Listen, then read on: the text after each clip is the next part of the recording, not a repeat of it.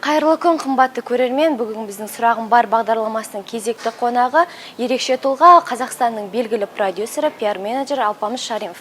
Алпамыс, Атырауға қош келдіңіз. Қош көрдім. Атырауға келген кезде, ең алғашқы аэропортқа түскен кезде мұрныңызға қандай иіс келді?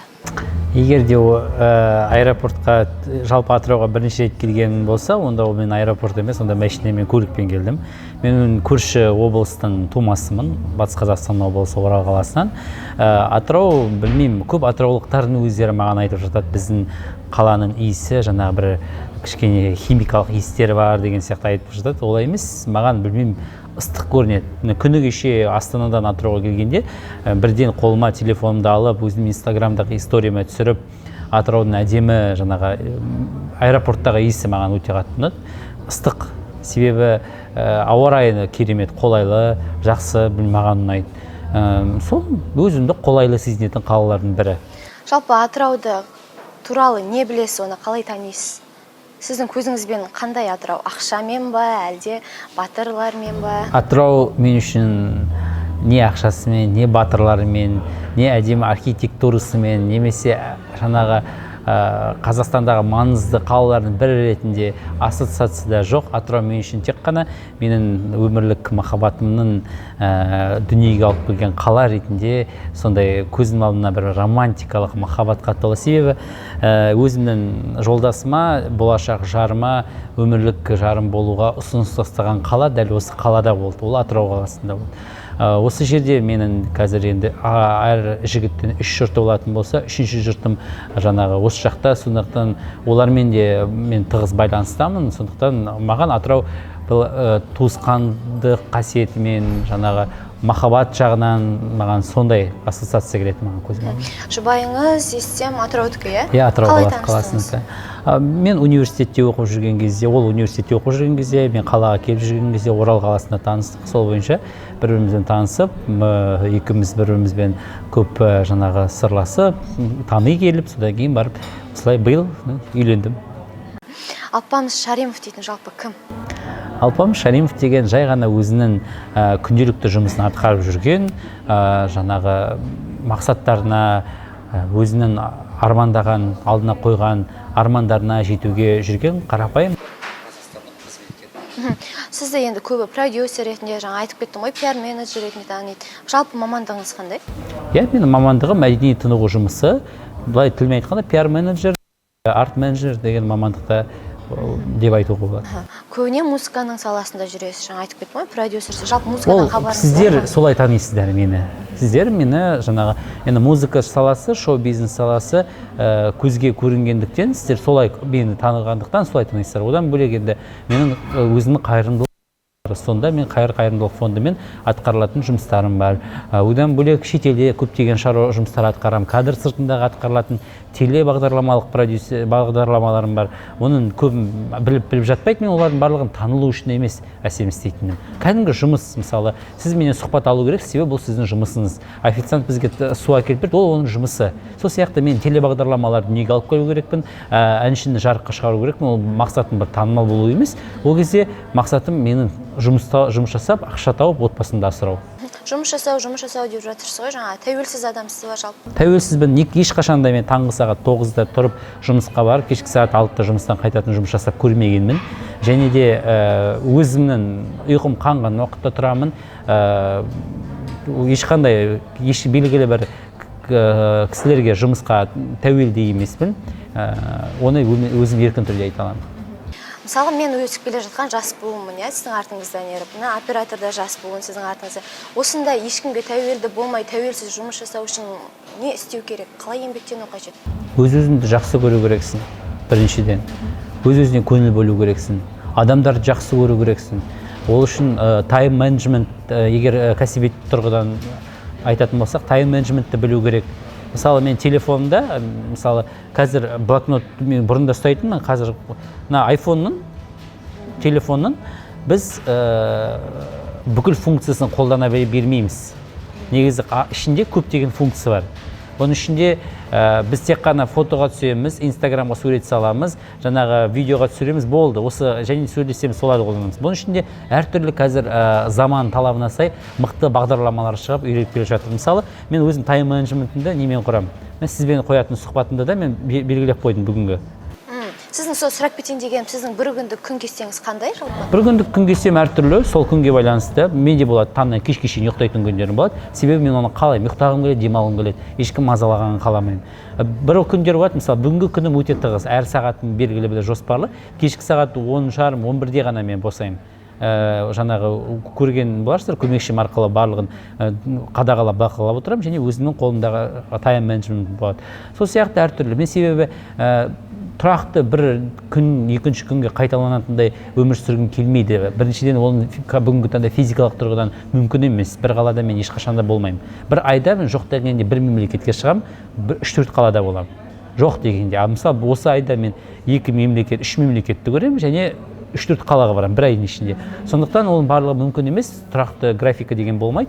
Жаңағы қала ауыстырғанда уақытын алмасады, ауа райы алмасады, адам темір емес, ол ұйықтау керек, ол демалу керек. Сондықтан ол графика ауысып тұрады. Біздің қазір Қазақстанда талантты әншілер өте көп. Соның бірі Димаш болды, иә. Димашты Айым Сенгер жобасына шейін көп халық білмейтін. Бірақ Айым Сенгерге барғаннан кейін оның таланты ашылып, тек қана Қазақстанға емес, бүкіл әлемге танымал әнші болды. Жалпы біздің Қазақстанда неге талантты әншілерді міндетті түрде шетел танып, содан кейін барып қазақстандықтар тану керек? Қалай ойлайсыз? Себебі біз біріншіден айтатын нәрсем, Димаш талантты әншілердің бірі емес, ол бірегейі. Ол феноменальды, уникальный, ондай әнші тарихта әлем бойынша бүкіл миллиардтарға бір дүниеге келетін әнші. Оны мойындау керек.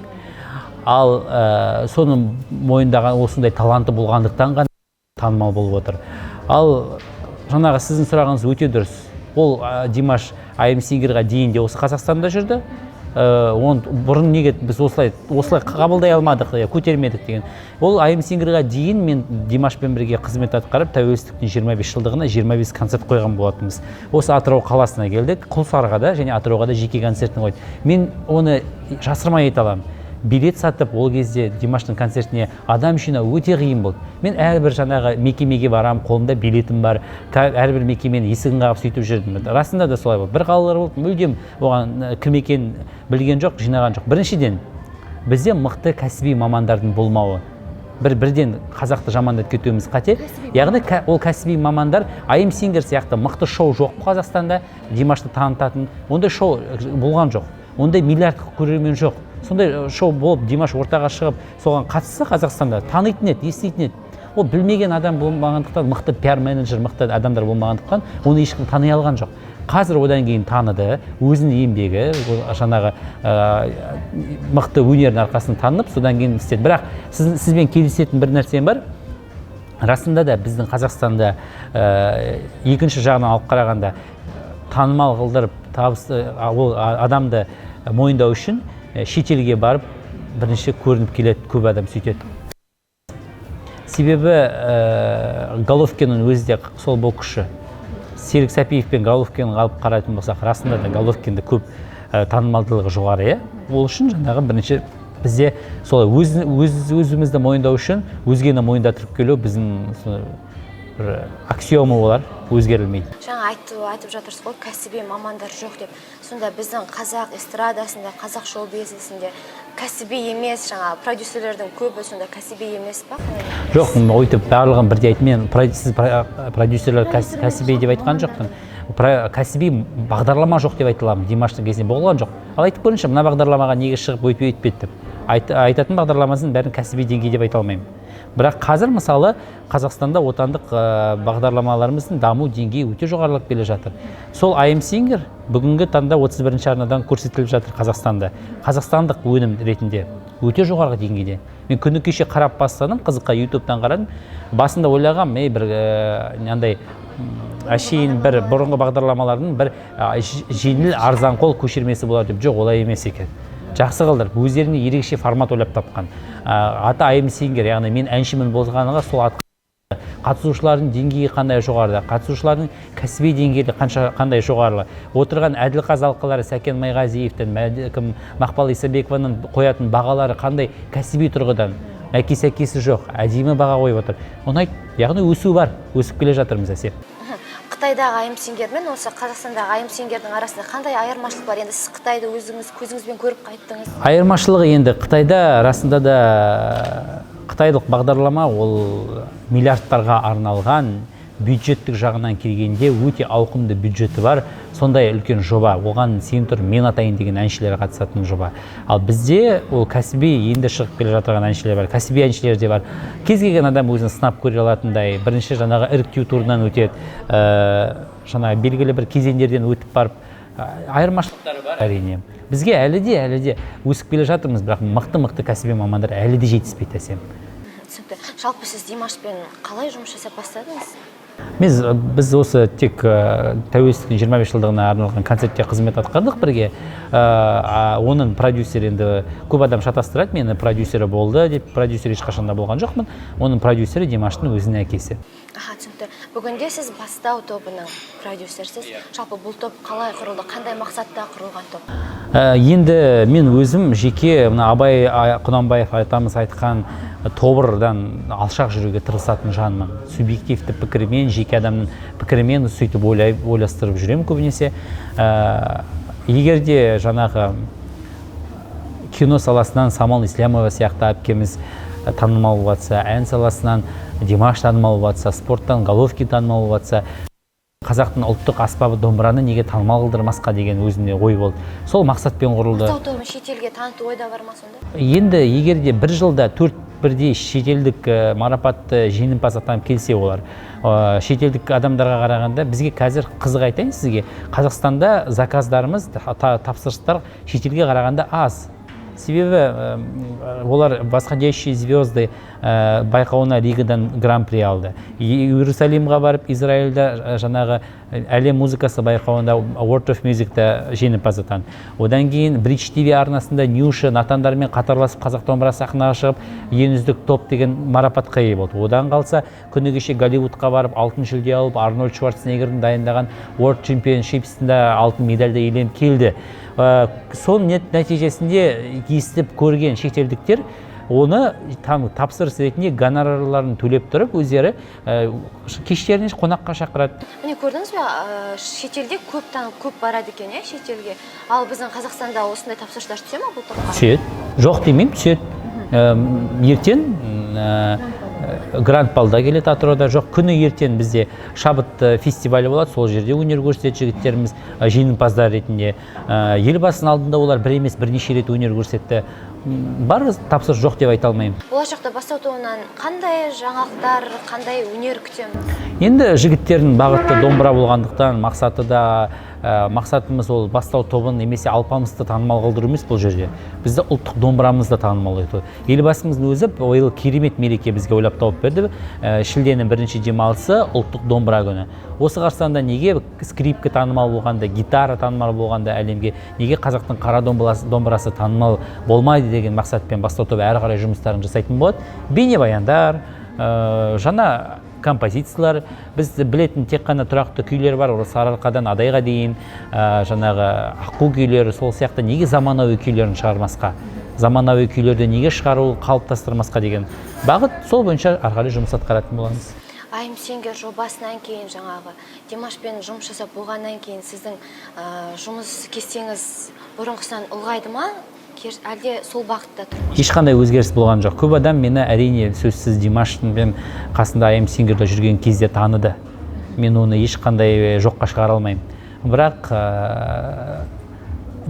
оны ақиқаты сол, мен ол айым-сеңгерге дейін де атқарған көптеген жұмыстарым болды. Түнгі студияда Нұрлан Қоянбаев бағдарламасы, Намыс тода бағдарламасы, шетелдегі қазақ балалары жобасы. Сіз не дейсіз? Ұлттық шоу. Мен атқарған бірнеше жобалар бар. Hello Қазақстан, КТК арнасында шетелдіктермен бірге Қазақстанды аралап шықтық. Оның барлығында мен мақсатым, егер танымал болу керек болса, мен соның біреуінің тележүргізушісі болып, өзімді танымал етер едім де, менде мүмкіндік болды ондай. Жоқ. Мен мақсатым жай ғана жұмыс ретінде қабылдаймын, хобби ретінде қараймын. сүйікті адам ең сүйікті хоббиі сол жұмыс болса ол сәтті табыс дейді ғой, сол сияқты сондай мақсатпен ғана қарадым. Ал танымалдылық енді маған әрине I Am Singer'ден кейін ол автомат түрде келген танымалдылық. Біреулер айтып жатады, Алпамыс өзін танымал ету үшін Димаштың қасынан табылды, бүйтті сөйтті деп. Ол олай емес, енді ол рас дүние. Одан бұрын мен атқарып жүрген қайырымдылық грант балым айтады біреулер, жаңағы I Am Singer'ден кейін Алпамыс танымал болып, содан кейін ұйымдастырып жүр дейді. Одан бұрын 2 жыл бұрын сол Димашта, Жанар Дугалова, Тәуекел Мүслім, Мақпал Исабековалардың барлығы маған қолдау көрсетіп, егер мен ешкім болатын болсам, тегін гонорарсыз Оралға қысты күні самолет ұшпай қалатын уақытта олар не деп келеді? Яғни мен олардың алдарында бір жинаған өзіндік абыройым, олардың алдарында тигізген пайдам болғандықтан ғана келіп қолдау көрсетті деп айта аламын. Сондықтан ол 1 жыл солай өтті. Одан 2-ші жыл Бейбіт Қошқалиев Алау топтарымен бірге Орал қаласында қайталап өтті. Одан кейін өткен жылы сол Евровидение жеңімпазын шақырдым, Эльдар Гасымовпен бірге, Ринат Гайси, Ләйлә Сұлтанқызы қатысқан, Кәмшат Жолдыбаева қатысты. Ал биыл тағы балымыз өз жалғасын тапты. Биыл да Нұрлан Қоянбаев бастаған, Динара Саджан қостаған, Нұрболат Абдуллин, Асылхан Төлепов, өте көп әншілер, өнер адамдары қолдап келді. Ал сол жалғасы ретінде енді биыл Атырауда бірінші гранд-балды, атыраулық гранд-балды ұйымдастырып отыр. Түсінікті. Енді гранд-балға келсе, қайырымдылық балына, жалпы бүгінде оның нешінші саны өткелі жатыр осы Атырауда? Атырауда жалпы санайтын болсақ, Оралдан бірінші жыл Орал, Шымкент, Қызылорда, Орал санағанда 8-ші гранд-балды мен ұйымдастырып отырған Атырауда, бірақ Атыраудың өзіндегі бірінші. Бұндан жиналған қаражат кімдерге кетеді? Әр гранд-балдың өзінің жиналған қаражаты белгілі бір жаңағы көмек қолын созып жатырған жандарға кетеді. Оралдағы қайырымдылық гранд-бал ол Гүлхия Жуашбаеваның еміне жұмсалатын болса, осы Атыраудағы қайырымдылық гранд-бал ол мына Ерлан Күмісбай деген Атырау маленькая страна деген итбегілер клубы бар. Біз осыған түскен қаражаттың барлығын бір тиынын қалдырмай осы итбегілер клубына береміз деп жоспарлап отырмыз. Бір тиынын қалдырмай беретініңізге қанша пайыз кепілдік бересіз? Оны біріншіден мен ақшаны ешқашан қолма-қол ұстамаймын. Себебі егер сіз ұйымдастырып ақша бергіңіз келсе, сіз ұйымдастырдыңыз, сол ақшаны беріңіз. Ал егер соны жаңағы табысты біреу келіп беруіне куәгер болғысы келсе, біз билетті электронды тұрғыдан сатамыз. Содан түскен қаражатты электронный жаңағы отчетін есебін шығарып, ол сол кассир KZ сайты тікелей ол осы жаққа аударады. Біз тіпті ол ақша бізге келмейді деп айтқанда. Біз орта жолдан ұстамаймыз да олар. Ал осындағы осы гранд-балды ұйымдастырып жүрген ұйымдастырушылардың бәрі осындағы дәл қазір тегін қызмет көрсетуде ме? Ерікті ретінде менің командам тіпті Оралдан, Астанадан келіп осы жаққа барлығы тегін қызмет атқарып жатыр. Билет құны неліктен қымбат? Бұл жерде мен жалғыз өзім ұйымдастырып жатырған жоқпын. Бұл жерде жастар жаңағы саясатты мәселелер басқармасымен бірге ұйымдастырып жатырмыз. Билетті осы жердегі бағаны қойған олар, бірақ ақылдасып келіп осы жерінесімен, мен ойлаймын билет Оралдың бағасына қарағанда арзан. Қайырымдылық осы балдың ережесі мен мақсаты туралы айтып кетсеңіз. Еш ереже дегенде, бұл жерде ең басты ереже бір ай біздің дайындалатын дебютанттарымыздың мықты әдемі кешті ұйымдастырып атсалысуында. Дебютанттарымыз әртүрлі сала мамандары, ішінде әскери қызметкерлер де бар, ертең көресіздер. Ішінде дәрігерлер бар, банк қызметкерлері бар, жұмыссыз жастар бар, ауыл жастары бар, қала жастары бар. Әлеуметтік жағдайы төмен отбасылардың балалары бар, арнайы шақыртып, осы кешке жаңағы болуын атсалыстырғыздырып жатырмыз. Көппен бірге болуға шақырып жатырмыз. Әртүрлі ортадан, сферадан келген адамдар. Мен қуанам, гранд-бал өтіп Астанаға үйіме қайтқан уақытта артында 100 дос қалады. Жүректен жүрекке деген шарамыз бар. 100 отбасына материалдық көмек көрсетеміз. Киім-кешек, тамақ, көптеген сыйлықтар береміз. Бұл бір шарасы. Келген әншілердің барлығы жай келіп кеште ән айтып, ауқа-қа-қа-қаларып кетпейді. Күндіз бар, белгілі бір мекемелерге өздерінің атқаратын шаруалары бар. Нұржан Керменбаев ертең балалар үйіне барады. Кәмшат Жолдыбаева дәл осы Атырау маленькая страна итбегілер клубына барып, сол жердегі жаңағы аутизммен ауыратын балалармен бірге түрлі жаттығулар жасайды, оларға бірге ән шырқап береді. Бастау тобы қарттар үйіне барады, ата-әжелерімізге біздің ұлттық домбырамыз домбырамен бірге өнер көрсетеді. Мирас Жүгінісов, Дидар Жексеков деген біздің өнер адамдары келді. Олар да белгілі бір үйлерге барып, жалғыз басты ата әжелерімізге көмектеседі. Сол сияқты біз тек қана келген адамдардың барлығы келіп, мына жерде пафосный мереке ғана біздің көзімізге тек сол ғана көрінеді ғой. Алпамыс болып қалыптасуына кімнің көбірек септігі тиді? Алпамыстың көп септігі тиді. Бүгінде хайп үшін жүрген әншілер, мысалы, тіпті шаштарын қырқып тастауға да бар. Жалпы өзіңіздің хайп істеп көрген кездеріңіз болды ма? Жоқ, ешқашанда хайп деген сөздің өзін мен түсінбеймін, білмеймін, қаяқтан осы соңғы трендқа енген сөз ғой бір. Соңғы осы 1-2 жылдықта тап болған. Жоқ, ешқашанда хайп істеп көргенім жоқ, және ол нәрсеге ойлаймын, білмеймін, хайп істейтін адамдар, мен сізге қайтадан айтамын, танымал болуды аңсайтын адамдарды, ал мен танымал болуға ұмтылмайтын адаммын. Мен автоматты түрде мүмкін танымалдық келген болар маған, бірақ бір ойбай танымал болайын, хайп жасайын, соған байланысты имидж қалыптастырайын, менің тақырыбым емес. Бүгінгі таңда осы атқарып жатқан жұмыстарыңыздан кейде шаршап, бір кетіп қалғыңыз келетін кездер бар ма? Жоқ, себебі мен атқарып жатқан жұмыстарымнан ешқашан да шаршамаймын. Атқарып жатқан жұмыстардың әрбірінен ләззат аламын. Бүгін сіздің алдыңызда менде мысалы жаңағы биылғы балымыздың символы ретінде 2 жігітпен кездестім. Біреуі Ерболат, екіншісі Ерлан деп аталатын жігіттер. Әдемі, ол мен жұмысым, бірақ мен одан ләззат аламын. Келіп, осы 2 жігітпен сұхбаттастым, әрбіреуімен сөйлеп, олардың өмірлік тағдырлары қиын кезеңдерден өтіп, бүгінгі таңда біреуі біздің балымыздың дебютанты, екіншісі өнер көрсетіп, екеуі кешіміздің символы болады да. Биылғы Атыраудың балының символдары сол 2 жігіт. Солардың тағдырларымен кездестім. Одан кейін жаңағы әрбір келетін әншілердің осы жерден ерікті ретінде болып шығатын үйлестіруші администраторлармен кездестім. Мен әр жұмыстан ләззат аламын, шаршамаймын. Жалпы Қазақстандағы ең сапалы ән деп кімдердің әнін айтар едіңіз? Ең сапалы ән деп бүгінгі таңда Ғалымжан Молданазардың әнін айта аламын. Ең сапалы ән деп 91 тобының әндерін айта аламын. Сапалы жағынан әндер көп негізінде, бірақ жаңағы өте көп. Мен сізге көбінесе мен тыңдайтын, бірақ 91 тобын тыңдаймын деп айта алмаймын. Тыңдайтын әндерім бар. Бірақ дүниелер сапалы. Бірақ шығарып жатырған дүниелері өте сапалы дүниелер. Алпамыс Шариф болу қиын ба, оңай ма? Алпамыс Шариф болу қиын ба? Қиын. Өте қиын. Себебі назарда жүрген адам болғандықтан, қазір қаласақ та қаламасақ та назардамыз.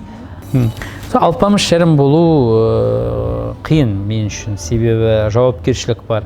Жауапкершілік тек қана өз бойымдағы жауапкершілік емес. Мысалы, кейбір танымал адамдар өз инста парақшаларына шешінген суреттерін немесе бір кез келген нәрсені салып жатырған кезде айтады, бұл менің жеке өмірім ғой деп айтады да.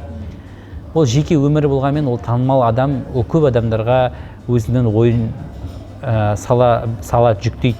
Сондықтан жауапкершілікпен кішкене қарау керек деп ойлаймын. Сол сияқты мен әр басқан қадамымды Абай атамыз айтқан сияқты ақырын басу керек, анық басуымыз керек, ақырын ойлау керек, барлығын дұрыстап ойланып алу керек. Сол сияқты сол әр қадамға басып жұрттың барлығына көзіне жақсы болып көріну үшін адам баласы шынайы өзі жақсы болу керек та, іштей. Соған лайықты болу керек. Адамның қандай қылығын кешіре алмайсыз? Адамның барлығын кешіре аламын деп айта аламын. Себебі шыны. Сіздің аяғыңыздан шалғандар болды ма? Ой, ондайлар бар болды емес, жетеді ондайлар. Ол білмеймін, не үшін керектігін екенін.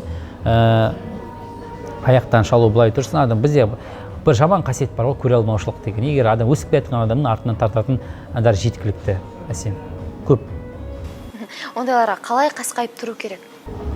Мән бермеу керек оларға. Біреудің кеңесіне құлақ түресіз бе? Түрем. Анамның кеңесіне құлақ түрем. Жолдасымның кеңесі маған қазіргі соңғы кезде үйленгеннен кейін кәдімгідей онымен ақылдасам, кез келген нәрсені сұраймын. Оның ойы маған әйел адам ретінде ол маған жамандық тілемейтін адам да. Сондықтан мен оның ойы риясыз болады маған. Сондықтан ол кісімен ақылдасам. Кімдерді үлгі тұтасыз? Анамды үлгі тұтамын. Себебі ол кісі 2 жасында, мен 2 жаста болғанда әкем қайтыс болды. Содан 7 баланы асырап, білімсіз балаларын барлығын аяқтандырып жетілдірген үлкен адам. Адам деген сөз үлкен әріппен жазылады бұл жерде. Сондықтан мен үшін анамнан асқан үлгі тұтатын мықты адам жоқ. Бүгінде жаңағы осы шоу бизнесте мысалы көптеген әншілердің парақшасына кіріп қалсақ, мысалы сіздің де парақшаңызға кіріп қалсақ, енді сізден ондай қатты нәрсе көрмедім, бірақ басқа бір әншілердің парақшасына кіріп қалсақ, өте жағымсыз пікірлер көп. Неге біздің қоғамда сондай жағымсыз пікірлер көп деп ойлайсыз? Неге адамдар жаман нәрсе жазады? Адам жағымсыз пікір жазатын адамдар ол бақытсыз адамдар деп айта аламын. Себебі мына ішіндегі өзінің үйіндегі сол жағымсыз пікір жазған адамдары мен ол туралы сәл зерттеп қарадым. Көбі бір өзінің адам жақсы ойлау керек деп ойлаймын жалпы. Мысалы сол жағымсыз ойлап энергиясын шашып, ана белгілі бір әншіге ішіндегі азасын жазғаннан ана әнші қисайып қалмайды, одан алады, блокировать етіп тастайды да ары қарай өмірін сүре береді. Өзінің өмірлік принципі бар. Ал ана кісі соған терлейді, қиналады, артық нервысының клеткаларын өлтіреді. Не үшін қажеттігін білмеймін. Даже ондай адамдарды шыны керек түсінбеймін. Энергияны қайдан аласыз? Энергияны мен отбасымнан аламын. Энергияны мен жұмысымнан аламын. Энергияны мен жақсы жандардан, жақсы адамгершілігі бар адамдардан аламын. Неден қорқасыз? Алладан қорқамын. 10 жылдан кейін өзіңізді қалай елестетесіз? 10 жылдан кейін Аллах тағала маған жас беріп, өмір беретін болса, өзім қалайтын нәрсем әке болып, баласының жаңағы жағдайын ойлап жүрген қарапайым әке ретінде елестеткім келеді. Енді 10 жылды кейінге шегерсек ше, не өзгертер едіңіз? Өте көп өзгерістер. 10 жылға өзгерістер, ол яғни мен 11-ші классын бітіріп жатырған бала, орыс тілін, ағылшын тілін түгілі орыс тілін білмейтін, қаланың өмірін көрмеген, бүкіл әншілерді ешқандай жаңағы өнер адамдарының өмірінде көрмек түгіл олармен танысуды да армандамаған,